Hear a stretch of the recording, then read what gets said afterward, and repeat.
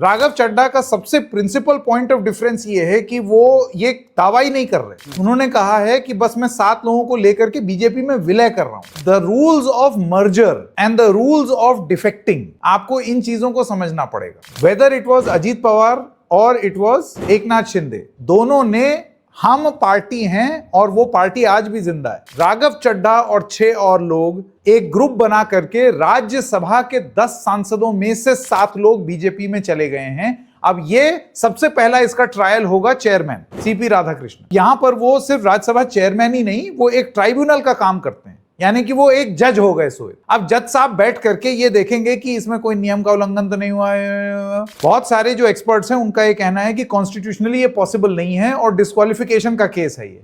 फर्ज कीजिए वो ये मानते हैं नहीं, डिस्क्वालिफिकेशन का केस नहीं है, बीजेपी में वो उनका विलय, then this matter becomes legal, फिर मामला लीगल है। बिल्कुल। और संकेत, यही आपको समझना होगा कि ये जो डिस्क्वालिफिकेशन की बात आप कह रहे हैं और ये मामला अदालत में ही जाएगा, ये आप समझ कर चलिए, क्योंकि भारतीय जनता पार्टी में शामिल हो रहे हैं। और अगर हम इतने नाइव होकर सोचें कि सीपी राधाकृष्णन जी, और ये भी इससे पहले महाराष्ट्र के स्पीकर थे और महाराष्ट्र के गवर्नर थे, और महाराष्ट्र के गवर्नर के रोल को लेकर जब से भगत सिंह कोश्यारी महाराष्ट्र के गवर्नर थे, जब ये पूरा इशू की शुरुआत हुई थी, शिवसेना वर्सेस शिवसेना या शिंदे वर्सेस ठाकरे, तब से ही हमें पता है कि गवर्नर का रोल या अब इस पूरे मामले में चेयरपर्सन का रोल, चेयरमैन का रोल कितना महत्वपूर्ण हो जाता है। और यहां पर गवर्नर ने एक तरीके से, जिस तरह से भगत सिंह कोश्यारी की ओर से फैसला लिया गया था, उसे चैलेंज किया गया। और आज तक महाराष्ट्र में भगत सिंह कोश्यारी को याद रखा जाता है कि कैसे उन्होंने साइड ले ली थी। और यहाँ पर अगर आप एक्सपेक्ट करें कि यहाँ पर साइड नहीं ली जाएगी,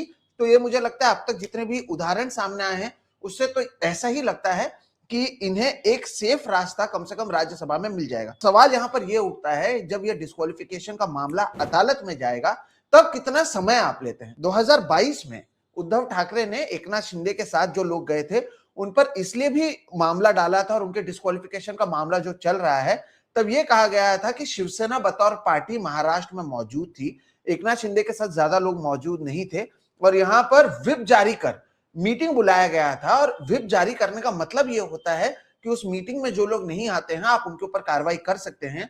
और उस समय जो एकनाथ शिंदे के साथ बाद में लोग गए, उसमें से कई लोग जैसे कि उदय सामंत और बाकी कई सारे नेता हैं, वो यहीं पर उद्धव ठाकरे के साथ मीटिंग अटेंड की उन्होंने। और फिर हम देखते हैं कि एक के बाद एक वो जाते हैं सूरत, गुवाहाटी, गोवा, वो बात अलग है। लेकिन क्योंकि तब एकनाथ शिंदे के पास मेजॉरिटी मौजूद नहीं थी, तो वो ये क्लेम नहीं कर सकते थे कि शिवसेना पार्टी उनकी है, और इसलिए पूरा मामला वहां से शुरुआत होता है।